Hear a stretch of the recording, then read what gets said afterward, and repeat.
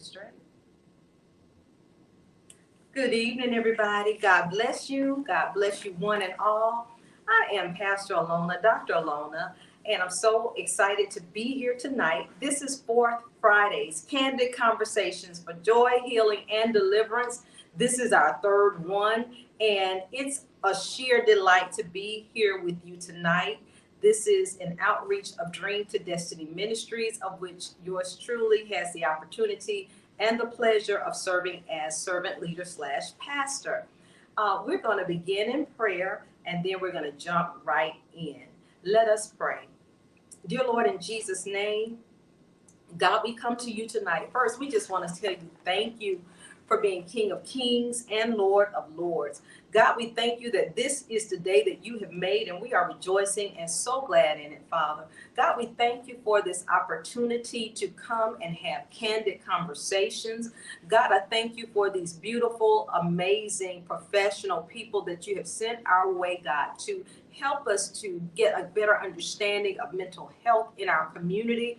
I pray right now in Jesus' name that your spirit will be with us, Father, that you will speak through Dr. Ken, that you will speak through Dr. Green, Father, that this will be a blessed time together, Father. I thank you for every person that's already here with expectations. I've heard the groanings for the need for this conversation. So I pray right now, God, in Jesus' name, that you would meet the people where they are, Father. Give us revelations, give us confirmation, give us affirmation, God, whatever we stand in need of right now in this moment. Do it for us, God. So I thank you for those that are here.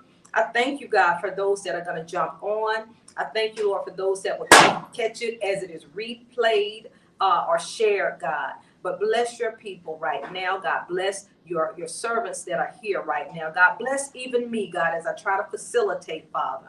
Let your spirit stand strong. In Jesus' mighty name we pray and ask all things. And so it is. Amen. All right, so again, I'm Pastor Jones, Pastor Alonia rather, Dr. Alonia, and it is my distinct honor and pleasure to be with you all here today.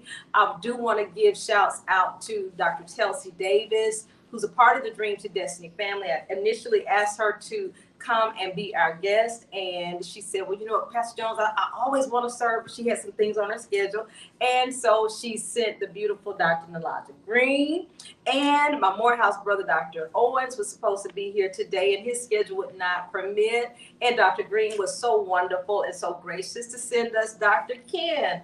So I'm excited to have you here. We are on the set of People TV in Midtown Atlanta. And so we're happy. We're very happy today. We're going to talk about mental health in the African American community. But before we go further, I'd like to have our guests to introduce themselves to you. Now, I've given you their names, but they're going to tell you who they are, where they're from, their credentials, and then we'll take it from there. We'll start with our next question after they briefly introduce themselves, and we'll start with Dr. Green.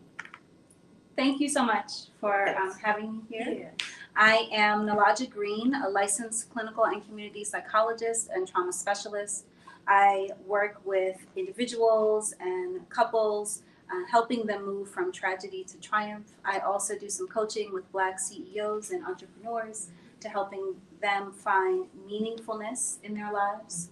I enjoy doing community kinds of activities around anti-racist initiatives and helping us to have some of the hard conversations that we need to have.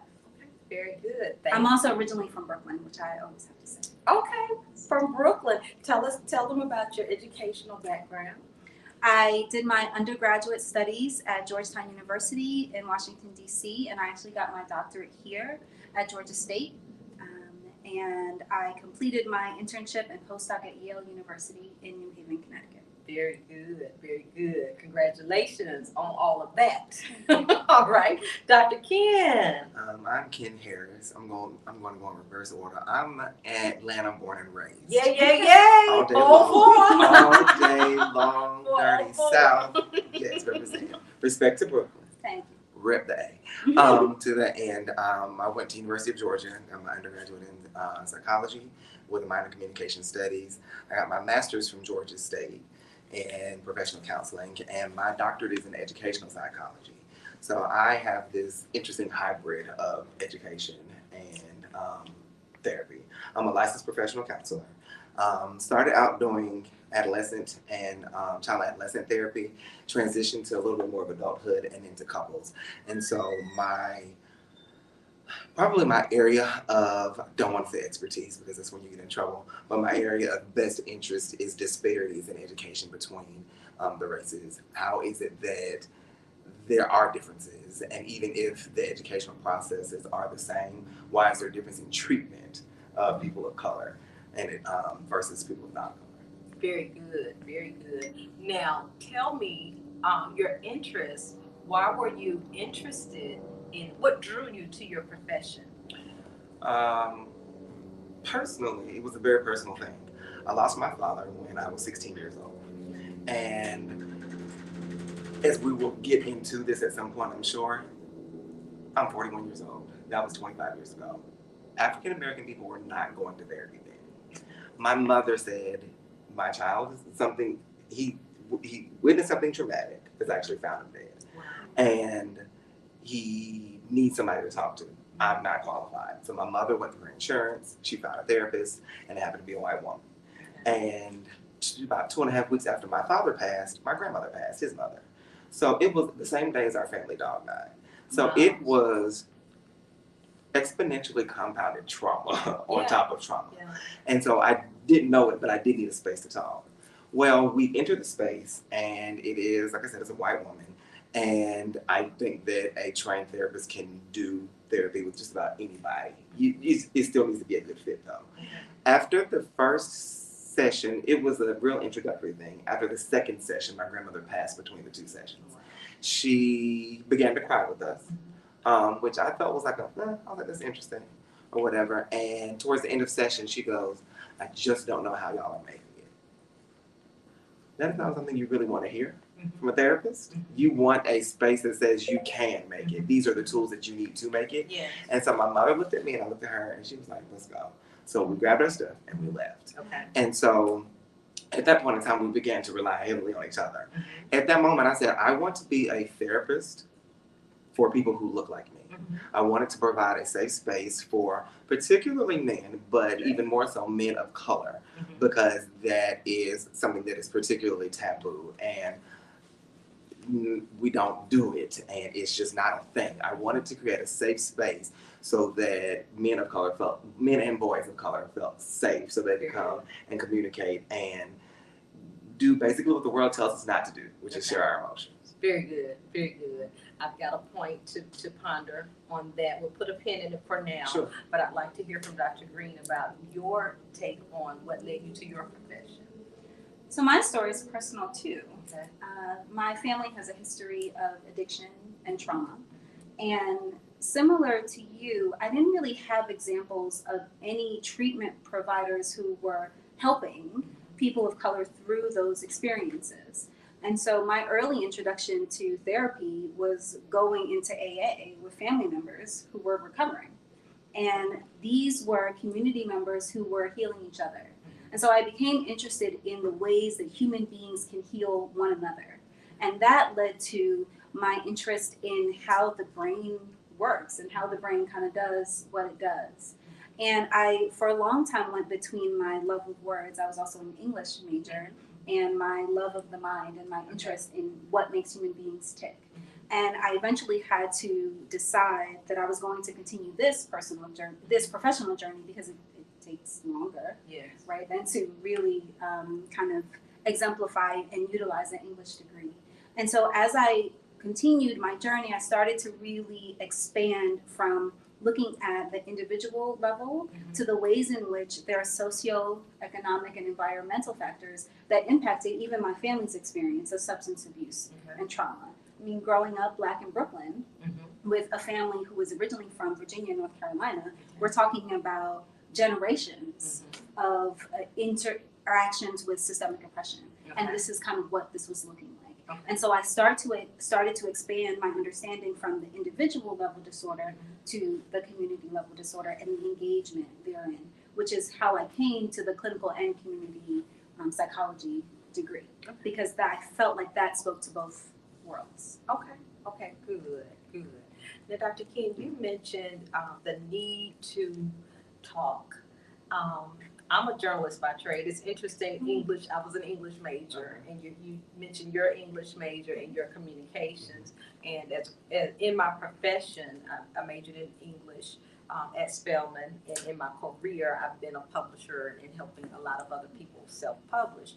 And Pastor George McCaleb, who passed away, he used to be the pastor of Green Forest Community Baptist Church in DeKalb County.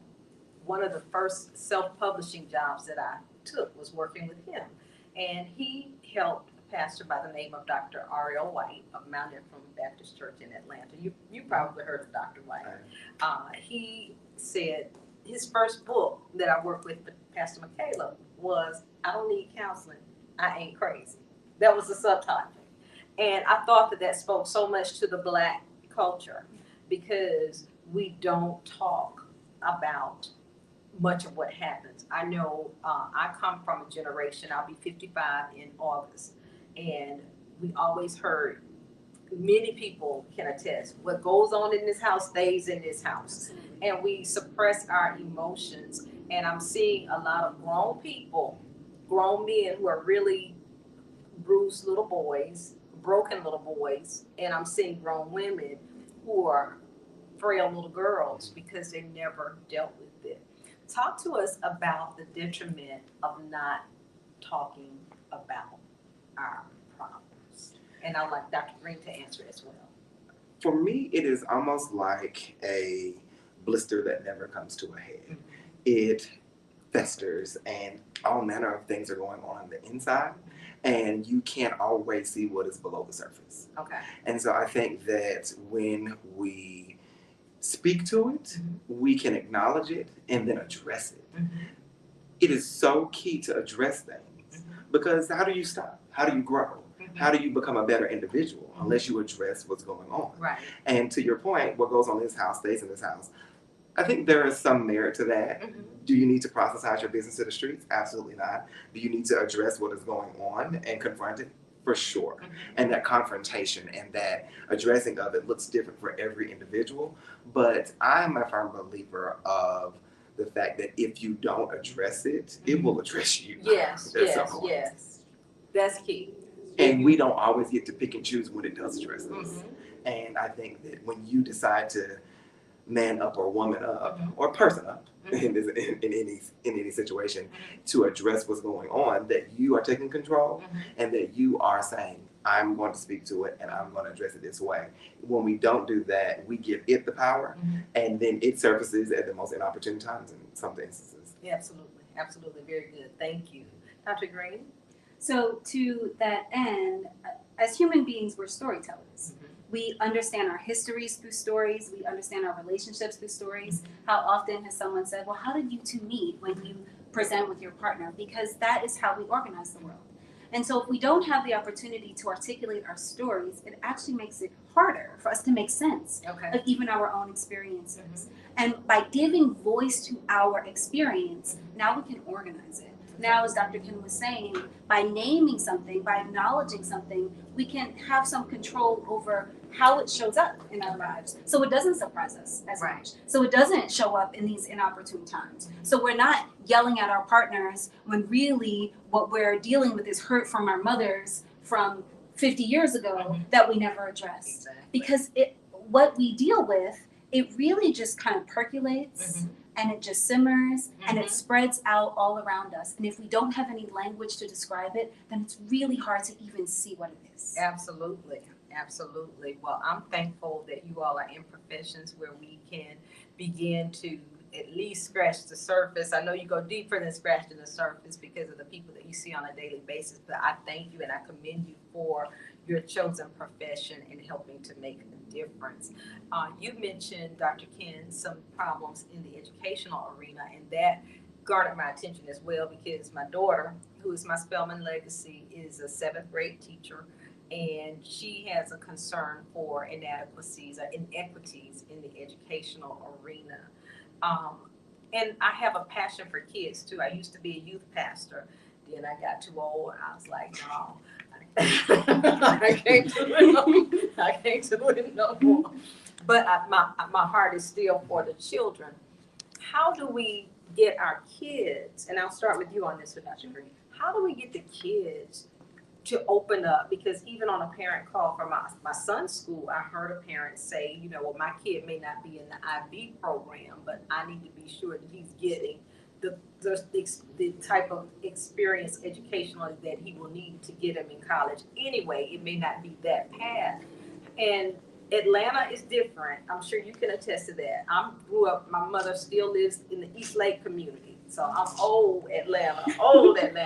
And it's different. The educational arena is different. The whole climate of the city is different. But how do we get our kids to open up, especially when they may feel like they are facing those inequities? They may be facing racism. They may be facing peer pressure. How do we get them to open up past how was your day? Fine, and that's all. Past can you put the phone down so we can talk? How do we do that? One, I think we need to normalize talking about emotions. Okay. And we need to normalize that we feel more emotions than angry, tired, and fine. Okay.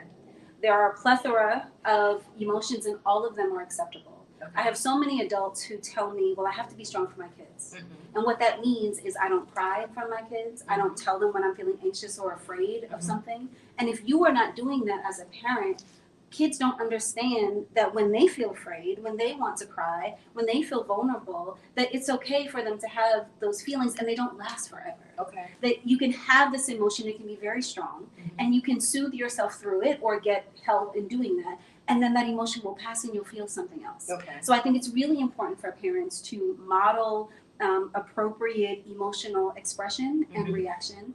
I also think it's important for parents to ask good questions. Okay. And so, how are you and how was your day?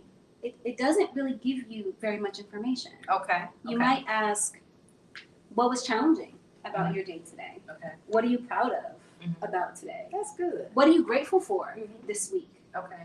What's something you're curious about? Really expand how you even engage with questioning with your children. And also, I think it's important to let your kids know that they can develop the skills and the tools they need to manage the situations that they're in. Okay. And so one of the ways that you can do that is teach them how to do that. So your child comes home and says, you know what, me and my best friend, we fell out. Like, I don't want to talk to them anymore. I've blocked them on Snapchat. I've blocked them on Instagram. We're not friends on Facebook. Okay. So you can talk to them about, well, what does that mean for your friendship? I mean, y'all have been friends for a year. Is there another way to deal with that?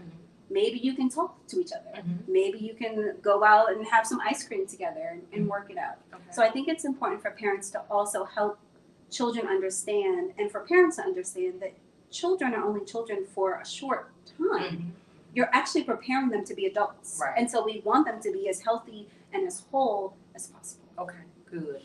Hold that thought for 1 second. Christian, if you can hear me, if there's any way to share this page to my main Facebook page or to connect it to my main Facebook page, because I can't see if there are any comments from where I am. I probably wouldn't be able to see it either. Manny, do you see anything there? Are there any questions so far? No. What's that in the bottom right-hand corner? Spellman, CAU over here. Oh, okay, that's somebody. Okay, good. Well, hey, y'all.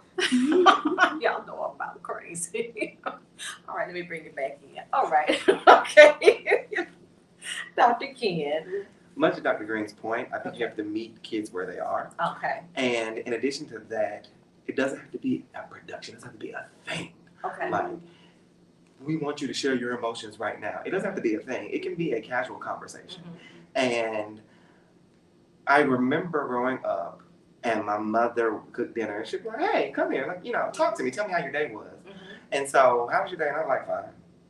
No, what did you do? I went to school, I went to school. She was like, no, did you have any tests? Did you have any quizzes? Okay. How was recess? And it is the prodding of questions that are not yes or no, that make kids think, and then make them. You can't just say yes, no. Right. So, how was recess? Fine. No. What games did you play? Did you play kickball? Did you play dodgeball? I don't even think kids have recess anymore. But I think that when she said to normalize emotions, however you're feeling right now is fine. Let me know how you're feeling. Okay. And how can we adjust it? If you're happy, let's know what it takes to make you happy and keep you there. If you are upset, what has made you upset? Okay. And it also shows them how to govern their emotions. So you can have these emotions, but don't let them have you. Okay. And I think that that is one of the key lessons that we have to teach them early on. Because for the most part, kids can't differentiate. The ability to differentiate between emotions comes much later on. Okay. I think as adults, I can say I'm very frustrated right now. I'm very irritated right now. And for me, those are two separate things. Okay. But kids just know, I'm mad. What are you mad about? Well, I'm mad because so-and-so, so-and-so. Okay, you're disappointed. And let's name it what it is and let's call it what it is. Okay. And if we mirror that, as she said, for kids, as they mature, they start to give breadth to the wide range of emotions and how to appropriately handle them. Right. That's good. That's good. Now let's shift a little bit. I have found out and really been frazzled and heartbroken at suicide. And the rate of it, I think earlier in the year, the young lady that was the beauty queen, and even someone close to me in my professional circle. And then these are well-educated people, not impoverished people, people from the outside looking in who seem to have it going on. Can you speak to us about where does this come from? It's almost, I mean, it got so bad, I think there was like 3 or 4 of them, like a domino effect. And people started saying there's something in the air, where does that come from? So I think that there is a long answer to that. I Okay. will try to keep it short. Okay. One of the things that I'll say is that I don't think that suicidality looks the same for Black folks as it might for our majority counterparts. And I'll say that because for a long time, suicide has been something that has been so taboo in our community. And I think some of it has really been influenced by the legacy of what stays here in the family, in the house, stays here. But also that the idea that you want to kill yourself really goes against a lot of the kind of Judeo-Christian values that many of our families uphold. That even admitting that might seem like, well, you aren't a person of faith. You don't believe enough. Well, maybe you haven't prayed enough or you haven't gone to church enough. And so I think that has actually in some ways silenced some folks who might be struggling with those thoughts. And I will say that struggling with those thoughts is not the same as planning, right? And it's important to make that distinction because I actually think that there are, and research shows that there are a lot of people who have suicidal thoughts. But the majority of people who have suicidal thoughts are not acting on suicide. So I want to kind of make that distinction. So I think it's important for us to recognize that how it looks for us may not be how it looks for others. It's also important to know that we need a space lacking judgment where people can be honest about some of their struggles. Because sometimes when people talk about wanting to kill themselves, they want to kill themselves. But sometimes what they're really speaking to is a disconnection. That they don't feel like they understand what their purpose is, or they don't have a sense of meaning, or they feel isolated from people that they love or care about. They're not sure how to get back engaged in the community. And so I think it's important for us to also recognize that just because the word suicide means a particular thing, it doesn't necessarily mean that we're having the same conversation. And then the third thing I'll say is my dissertation actually looked at the relationship between strength, Black women, depression, and suicide. And one of the things that I found is that Black women who kind of put on what I call this kind of self-reliance piece, where I got it, like I'm good, you don't have to worry about me, they actually had a stronger relationship to suicidality, which meant that they were more likely, to be suicidal. Because if I'm the person who, I'm the strong one, right? I'm the person that people come to, I'm not going to you. I'm not going to you and saying, here, this thing that I'm struggling with. because it pushes back against the identity that I hold and the identity that you have for me. Okay. So it's really important to check on your strong friends. Yeah, that's true. I can attest to that. I've gotten to a place in my life, however I feel is how I feel. That's why I told y'all I'm probably going to be one of the craziest pastors y'all ever seen, because what you see is what you get. But that's my coping mechanism. Because if it were not, I probably would be about to lose my mind, because I wear a lot of hats. I have to tell people all the time, child, I don't know how you do it. The grace of God. Because I have children. For a long time, I was a wife. Now I am a caregiver to my mother, even though she can take care of herself. She's 82, but the roles are reversed now. I have a church. I have a business. I'm rebranded. That's a lot. That's a lot. And so if my kids will tell you, we don't know who she's going to be today. So that's, you have to be transparent. You have to be real with yourself. Dr. Ken, what are your thoughts? I agree wholeheartedly with everything that Dr. Green said. In addition, I think that this generation is a new breed. Yes. And we are inundated to the 10th power with amazing images. This person is on this trip. They're with this group of friends. They're going to lunch. They're going to dinner. Do they even have a job? Because they're always posting. Right. Social media is a blessed curse. Yeah. We are connecting with people who we haven't seen in a very long time, friends that we once held dear, we're able to reconnect with, but we also have this space of awesomeness. Yeah. And it's always celebratory and it's always amazing. And this person is always doing this. They just got a new car. They have an amazing wardrobe. And what will rob us of our joy is comparing ourselves to someone else. Yes. Yes. And so I've even found myself a few times, how in the world are they doing this? Like, they were just in Cartagena last month and now they're in Toronto. And then they were in LA 3 weeks before that. And so there are times where I have to take a break from social media because I begin to craft these stories for people in their lives and compare it to mine and say that, well, I'm not doing this, I'm not doing that, I must not be doing much of anything. And so if you are flooded by these images all the time, and think about Netflix, think about Hulu, we don't really have commercials anymore. Right. Everything is immediate. So if once upon a time, when you scraped your knee, you put a Band-Aid on it and you waited 4 to 6 weeks for it to heal. Now, you go to urgent care and you feel like you should be healed immediately. Yes. And so I think that the younger generation does not have the sense of time. Okay. They don't have the sense of it's going to take a minute. They don't have the sense of, if I'm feeling bad today, I can feel better tomorrow. I've been in this space for 2 days, I can feel better next week. They don't have that. And it's no judgment, it's just a fact of the times that we live in. And I think that because there is this instant gratification and immediacy of everything, that if I can get it right now, it's a wrap. Right. And I'm done with it. When if you push, if you persevere, if you can hold on just a little while longer, you will see the end of the tunnel. And I hate cliches like that, but for every day there is night, for every night there is day. You will eventually become down at some point in life. You will eventually be happy at some point in life. And it's a matter of persevering through those dark moments. Right. To your point, an associate of mine, I won't say friend, an associate of mine committed suicide about 5 or 6 weeks ago. If you look at this individual's Instagram, they were living their best life. They had friends. They had associates. They were always out on the town. They were an amazing person, right? The person took their own life, and immediately anybody who was even moderately associated with them, the word began to spread. And people were like, I just didn't see it coming. And I'm a little closer to one of the other friends, and I was like, are you okay? He was like, I'm dealing. I was like, I don't want to press. He was like, I had no idea. I didn't see it coming. And why? We don't check on people who look like they're okay. We don't check on people who are shouldering the burdens because they're strong and they got it. The people who are continuing to shoulder burdens, there's only so much that we can take. There's a saturation point for everything. Right. And we can carry 1,000 pounds, but 1,000 pounds and 1 ounce is going to make you crumble.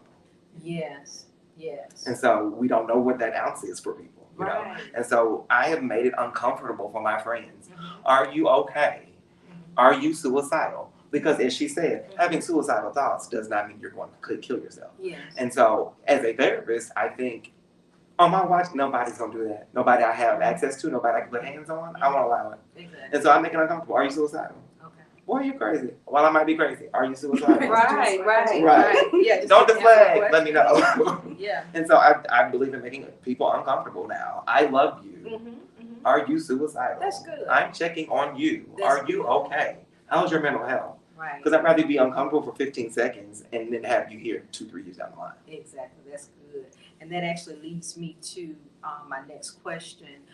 Dr. Green had brought this to my attention, how we can kind of take the conversation. And we want to talk about what being psychologically and emotionally healthy looks like. I'm a very sensitive person. My daughter is engaged. She took the most beautiful engagement pictures. And when she texted to me, I said, oh my God, the way I'm crying right now. She's like, girl, you are so emotional. But I'm like, well, you're my daughter. You about to get you a husband. You know, you ain't pregnant. There ain't a shotgun wedding. You know what I'm saying? So, but I'm real with how I feel. There have been times when I have suppressed. I've gone through some personal challenges, and people were like, well, I didn't know, because I either I didn't tell anybody or I didn't show it. It speaks to your point about how people can be going through things, and then all of a sudden they're gone and nobody knew. It came out of nowhere. So what does it look like to be healthy psychologically and emotionally when we see so many people taking their lives? What does that look like, especially in a culture of our people where we don't want to go talk? We be like, child, I ain't sitting on nobody's couch. You ain't gonna pull me up in there. We're not doing that. What does it look like to be psychologically and emotionally healthy? So, to pick up on one of Dr. Ken's points about this immediate gratification, right? Or the sense that if it's not going to happen right now, then it's not going to happen. I think we need to build a bit of resilience. Okay. Really speaking to, we have a continuum of human experience. And we need to be able to believe, have faith, hope that we will swing from one part of the continuum to another part of the continuum. Okay. That there will be times where we will feel intensely sad about something or anxious. Take all the anxiety and depression that is coming out of this pandemic. Okay. Short of my grandfather's generation, my grandfather's 100.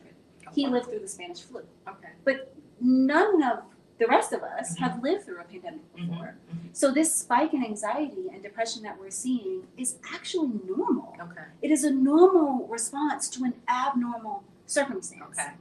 So if we can recognize that emotions like anxiety and sadness and disappointment and disconnection are actually part of the human experience and not necessarily an example of disorder or abnormality or pathology, I actually think that will go a long way for us to recognize that we are whole human beings and we can have whole experiences. So let's develop some emotional resilience. Let's allow ourselves to experience more emotions.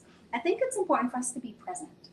So often we are caught up in the future and anxious and scared about it, or we're regretful and guilty from the past. And we totally miss that there's this life that's happening right now, and there's a lot that's happening in the present. And so if we can meet the present moment as it is, and if we could suspend judgment a bit. We so often jump to critique and evaluation. And was that right? Well, I wouldn't have done that, and I don't know where that came from. Like if we can just back up a little bit and be more accepting of what is, I think actually we would be less anxious, less stressed, and actually more concerned with the richness of our own experience and less concerned with what somebody else is doing, which I think can be really helpful for us. Good. Thank you. Dr. King? I think that psychological and emotional wellness looks different for everybody. So what looks good on this individual, may not look good on me, and it also may not reflect. So I'm not necessarily the smiliest person when you first meet me. I also have no serious moments in life once you know me well. Like my mother will tell you in a second, will you stop being silly? And I'm like, but I can't, life is fun. And so when you first meet me, you don't know that. And so I think it looks different for different people, right? So there's that. But I think that when we are aware of our emotions and how we are in that space in that moment, I think that helps us. Okay. And it makes us, to our point, it makes us human beings. Mm-hmm. But I think I saw a meme on social media, and it was somebody performing at Times Square. It was like Good Morning America or something. And you saw this row of people, everybody had their phone out, and they recording. You see this older lady, she was in her 70s. She was hanging on the guardrail, and she was just watching. Everybody else was so caught up with recording the moment that they weren't in the moment. Okay. And that is us. Oh, wow. That is us today. We are so caught up with recording the moment that we don't savor it, and we're not there. We go back and we look at it. Remember when we did this? Remember when we did that? But we weren't in it. Mm-hmm. One of my favorite performers was performing in Washington, D.C., and it was a free concert. It was like they have a Freedom Day celebration. Okay. And so I went and I recorded everybody else. But when my performer came on, my friend was there. I was like, you can record it. I'm going to be here with her. Okay. I want to hear her trills. I want to hear her notes. I want to hear the music. I want to hear people behind me screaming, because we need to be present. Right. And the only way that you can be present is by being in the moment. You can't change what happened. Mm-hmm. And you absolutely don't know what will happen. And so in order to be psychologically and emotionally well, you have to recognize what you have control over. Okay. And you have, for the most part, you have control over what you're doing right now in this moment. That's good. You all have brought some really interesting things to light. Now I'm going to play devil's advocate. Let's do it. Right. I can hear people, and many of you may need to check and see if we have any comments on the right side, because I don't want to miss any. But I can hear some people saying, "Oh, that's good. I ain't going to see nobody." What can we say to encourage people to know it's okay to talk? Or what could we let them know is the detriment of holding all that stuff in? I think I alluded to broken little girls and bruised little boys because they never dealt with it. What can we say to help eliminate that, or at least get a curve on it? Are there any comments, Randy? Okay. We just want to make sure we didn't miss anybody. Okay. I want people to have access to mental health treatment. Okay. I want them to be able to go to therapy if they want. The majority of people will not. Right. Most people are not going to come see me. They're not going to come see Dr. Ken. They're not going to come see our colleagues. So we have to have another way of managing mental wellness and psychological well-being. Okay. And in the Black community, a lot of our ways of managing have been informal. Okay. Because many times we have been outside of the establishments because we've been forced to be outside. So I think it's important for us to have spaces, even within our communities, where we can gather. Okay. And so I don't have to be there, right? Dr. Ken doesn't have to be there for folks to gather on a Friday night and have honest conversation about how they're doing. Okay. Right? We don't have to be there to have an African dance class that's multi-generational, that yes, we're dancing, but we're also connecting and just being in community. Right. Mental wellness and psychological well-being isn't only about the conversation.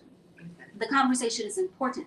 And there are also other ways that we can manage our wellness that include physical health, that include sleeping well, that include eating well, that include getting out of the house, that include putting the phone down, that include disconnecting from social media, that include taking a second and saying, how am I feeling about this? Well, why did I respond that way? Or, you know what, I'm sorry. Okay. I didn't hear you. Or can you say that again? Or please forgive me for responding that way. Right? There are ways that we can manage ourselves better that happen and can happen whether or not someone comes to see me or not. Okay. So I don't know if that answered your question. That's good. That's good. That's good. Okay. All right, Dr. Ken. And I think that we have to pull on the resources that we do have. Okay. So while you may not want, I'm going to contradict myself in 2 sentences back to back. So your friends and your family are not therapists. Sometimes venting to your friends and family is sufficient. Absolutely. I'm gonna tell y'all, through 1.5 divorces, that's how I kept my sanity. I talked. But and that's slang talks. I know it's my talk. But what I'm saying is, But you got to talk. I got sometimes. I got to talk. Sometimes I you got have to to talk. talk. And so And that's it. it looks different for everybody. Mhm. To her point, I was at one point in time, I was almost 300 pounds. And I decided that was fine. Okay. I said, I'm going to eat everything I want to eat, Mhm. and I'm going to not make any apologies for it. And I recognized Mhm. that I was not in a happy space Okay. after I gained a ton of weight. Yeah. And so I said, okay, so what can you do? Mhm. You did not put this weight on overnight. Right. It's going to take a while. So I began to get into a decent fitness program, Okay. right? And so after time, it is my sanctuary. Mhm. It is my space. So many lives have been saved because I make my way to the gym. Okay. Okay. And I mean that. Frustrated, I'll put my earbuds in and go for a run. And so it looks different for everybody, but whatever it is that you find, and it's going to be trial and error. Mhm. So the gym may not work for you. Okay. Maybe a cheat meal once a week and your favorite dessert. Mhm. Maybe stitching. Maybe crossword puzzles. Maybe amusement parks. Mhm. Maybe cooking dinner. Okay. I know people who say cooking is extraordinarily therapeutic for them, and then inviting friends over and having people eat their food Mhm. does their heart good. Okay. So I think that it is a matter of reaching out to your resources, whatever they may be and however they may look. Okay. That's good. I think you all have given us a lot of food for thought, especially for those. Some people may not even realize they need help or that they need to talk. So I want to say to the strong people, as Dr. Green reminded us of, you don't have to be everything to everybody. I found that out. Do what you can and be who you are and be it to your best ability. Now I want to kind of flip it a little bit as we prepare to try to bring it to a close. You all are the professionals in your industry, and we are so grateful to know that we have you here. Before we close, I want to make sure you let people know how to contact you if they need to reach you, how they can get you on your websites and your social media.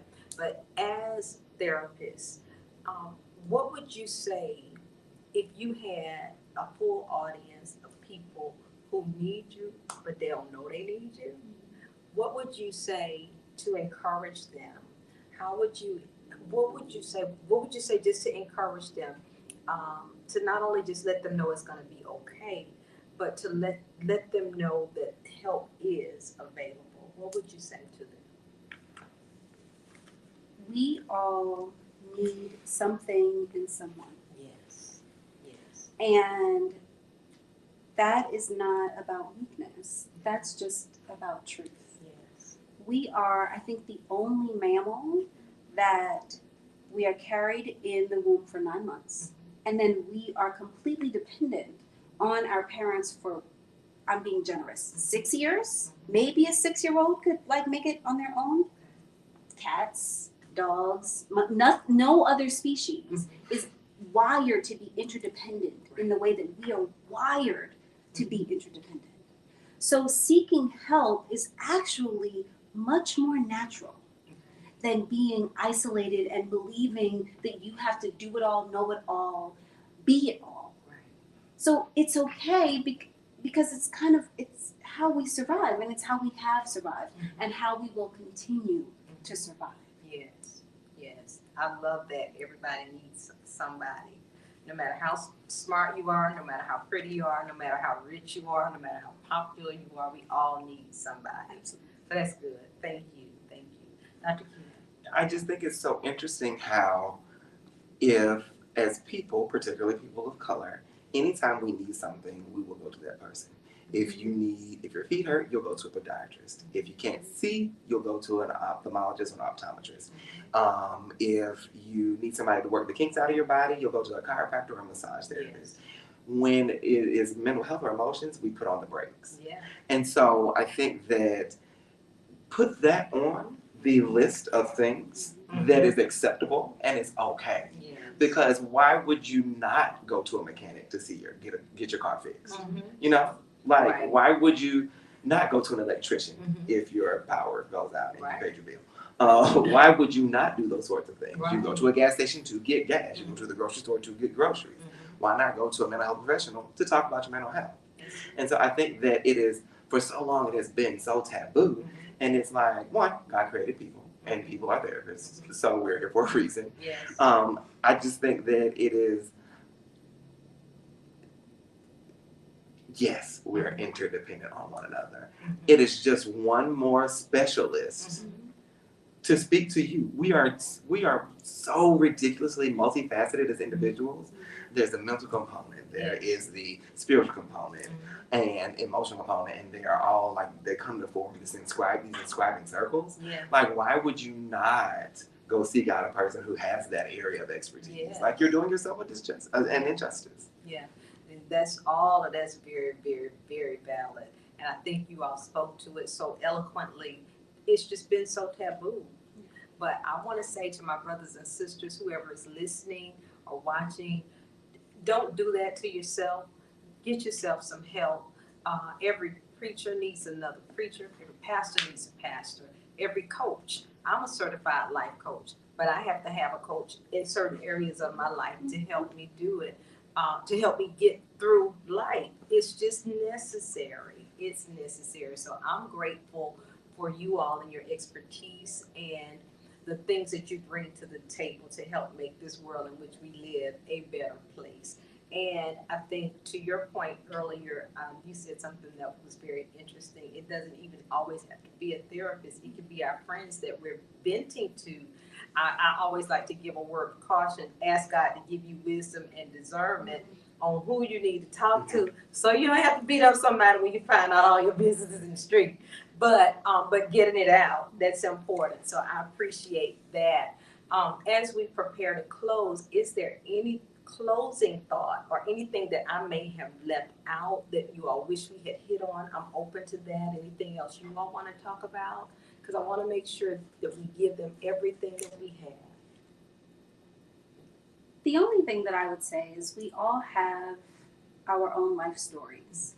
We come from somewhere, from some line of people, and we have this idea of who we are and who we can be. And I always tell my clients that it's our job to decide if that life story works for us. Okay. We can shift this story. There's nothing that says because we came from some place and some people that we have to live that legacy. So we can be planful, we can be intentional about how we show up in our lives and in our life stories. And we also can live our life to its edges. Yes. And that means really welcoming it all. Very good. Very good. And I would just say, this is not a dress rehearsal. We only get one time in this thing. And whatever, live it to the best and the fullest, and be the best iteration of yourself that you can be.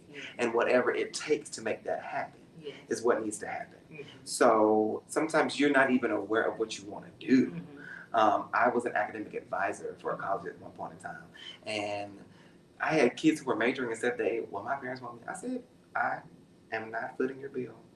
But at some point in time, you are going to get out here and have to sit. Every tub has to sit on its own bottom. Yeah. And you've got to do what is right for you. Yeah. Like, it's never too late. And I love to say that. We have been trained to think that I'm 20, I'm 30, I'm 40, I'm 50, and I can't switch gears. Why can't you?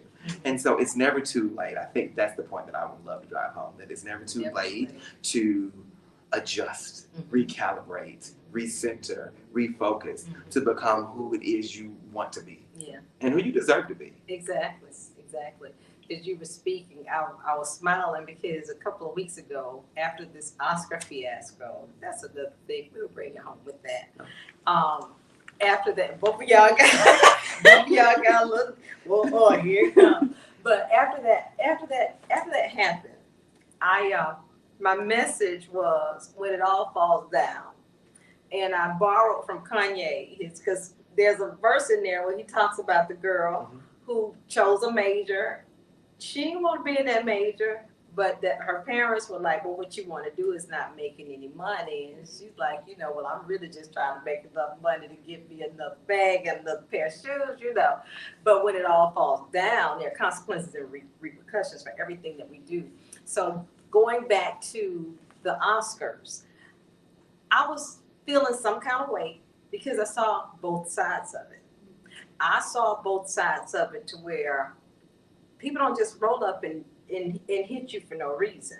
That child there had a situation in middle school to where the teachers were calling me, praising him. Oh, he's such a wonderful kid. I wish all the kids acted like him.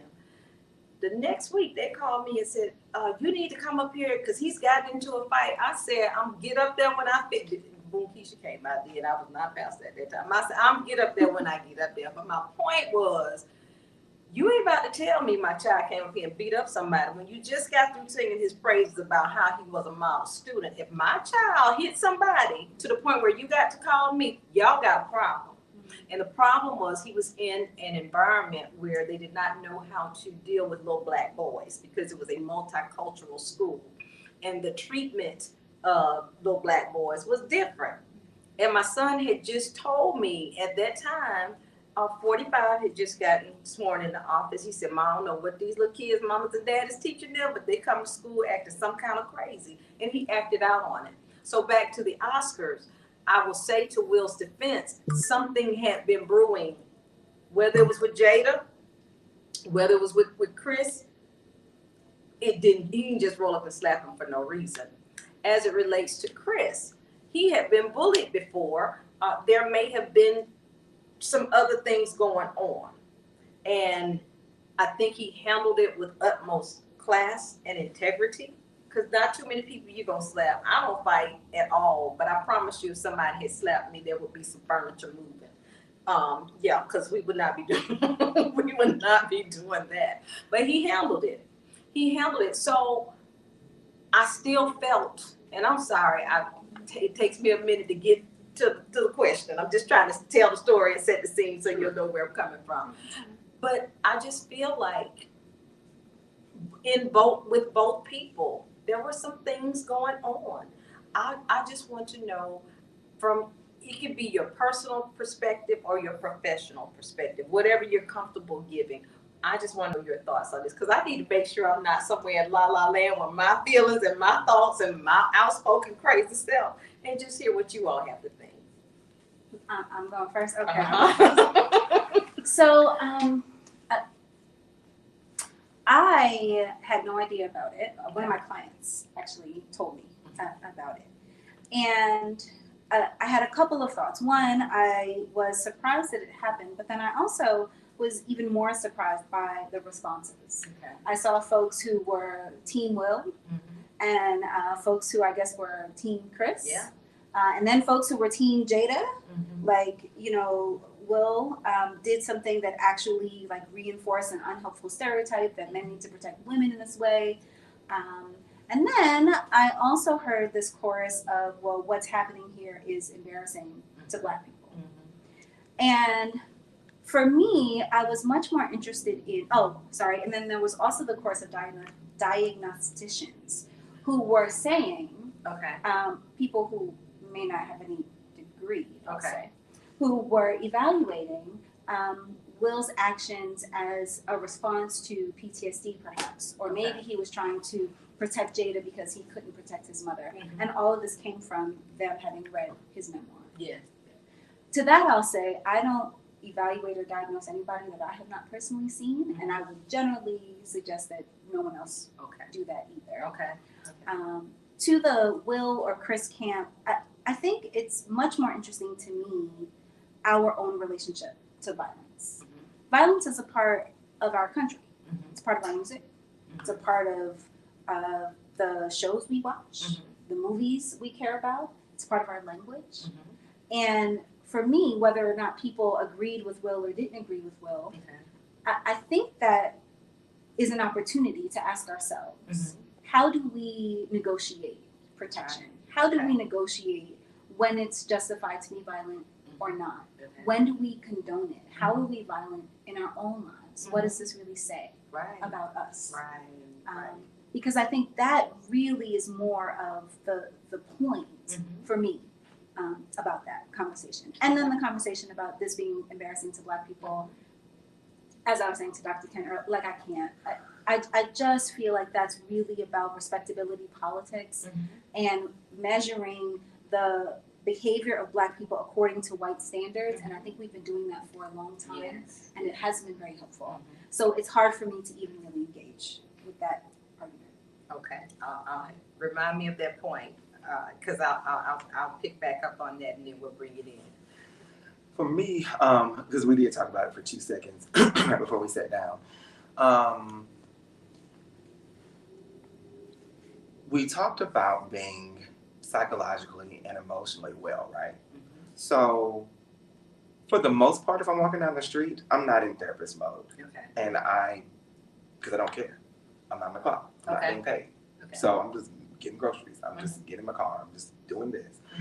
Every once in a while, as I'm sure the same with Dr. Green, you can kind of pick up on somebody's mental state as you see them move, their gait, the way they talk, all manner of things. And we're professionals, right? So non-professionals definitely cannot pick up on whether or not somebody is psychologically or emotionally balanced or well-adjusted. Okay. To that end, we are in a land where we have free speech. Okay. And it has been deemed that you can say and pretty much do whatever you want to anybody. And for the most part, I agree with that. What you don't get the luxury of doing is deciding how I react. Right. So it could have been a trigger because I might not be psychologically adjusted in that space. Right. It could be a trigger because that might be an emotional response for me. So we don't know where people are. And I think that we have to speak from a place of ignorance and always be kind. Right. And always say things that are appropriate and always say things that are above board because you don't know what could set somebody off. Right. There have been so many instances. I have a very quick wit and I have a very strong tongue. And there have been so many instances where I say, thank you, I appreciate that. Because I don't know where that person is. And though there are letters behind my name, I grew up in College Park. We will move furniture. Yes. I believe it. I believe it. We will, and jokingly, because I actually saw it on the Oscars, one of my friends was like, turn it on, so I did. And at first I was like, is this a skit? Like, what's really going on? Right. And then I was like, no, this looks legitimate, like I'm reading body language. And I jokingly said, how couldn't Chris Rock read the room and see that he was being approached? I said, he should have squared up immediately because that man was not coming to greet him. Right, right. And I said, well, it wasn't necessarily the time or the place for that. Did he handle it in a classy way? Yes. Here we go. We have to be, what does it look like to be psychologically and emotionally well-adjusted? It looks like, if I do this, what could the fallout be? Okay. It's taking that beat, it's taking that moment, it's taking that space to fully and thoroughly evaluate every possible avenue and then deciding if you are okay with any of those avenues. Right. And I don't know that happened for Will. Wow. That's a lot. Good food for thought from both of you. My takeaway, and I had several, and it got on my nerves. It got on my nerves to the point where I preached about it. I got online the next day and did a talk. I got online the next day after that for Tuesday and did Bible study on it. And then the next Sunday, that was my sermon. It was in your car. It was all up in my space. But one of the takeaways I got, and I don't want to misquote her, but Dr. Bernice King said that if you think that this situation is something that caused you to look at Black people differently, then you already had a negative perspective of us from the beginning. I thought that was powerful. And then I started looking at the bigger picture. I said, how long the Oscars been out? 94 years, 93 years. And this is the first time that we had all of this involvement as the Black production teams and all the things that we had. And y'all ain't been mad before now? That was some, Oscars just now letting you get some crumbs off his table. Why we not mad about that? Let's not forget the bigger picture. That happened, it was ugly. And I don't think any of us are proud of it, and we all have a perspective. But the bigger picture is, why are we not addressing the things that are more detrimental to us? All this talent Black folks got, Why we don't have our own Oscars? Call it the Nay-Nays or whatever you want to call it. You know, give it whatever meets us where we are. We could have done that, and nobody's spoken to that. And my friend Denise Mitchum posted, I wish I had thought about this so I could share it with you, but the gist of what she shared was that there were several white people who have done all kinds of crazy, who are celebrities, and their actions could be parallel to what we witnessed, but there has been no outcry for what they have done. We should all be raising hell about that. Ain't nobody saying nothing. So I think these are the types of things I think that keep us crippled, even mentally, because we're still trying to get to that next level. But we gotta, Bob said, how can two walk together unless they agree? We not agreeing on nothing. We too busy fighting. So we got a long ways to go.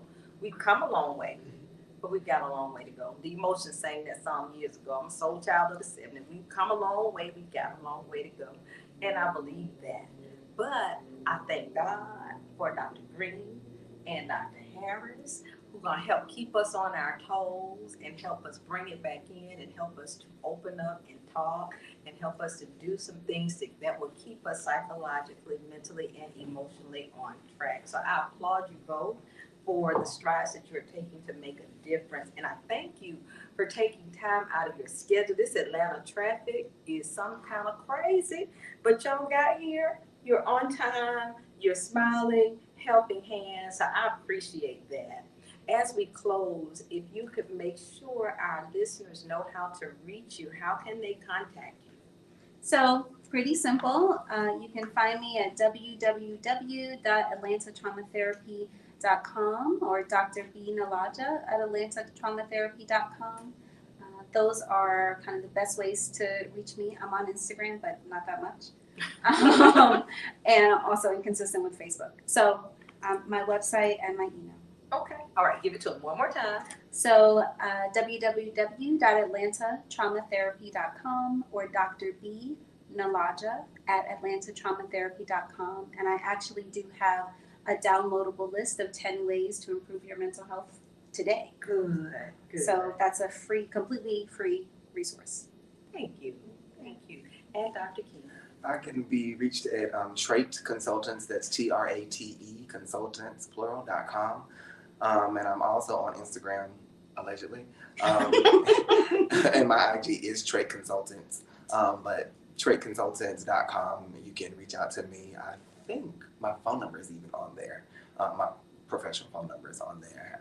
But you can definitely contact me, reach me there, email, phone call. I am accessible there. Very good, very good. Well, once again, I thank you all from the depths of my heart.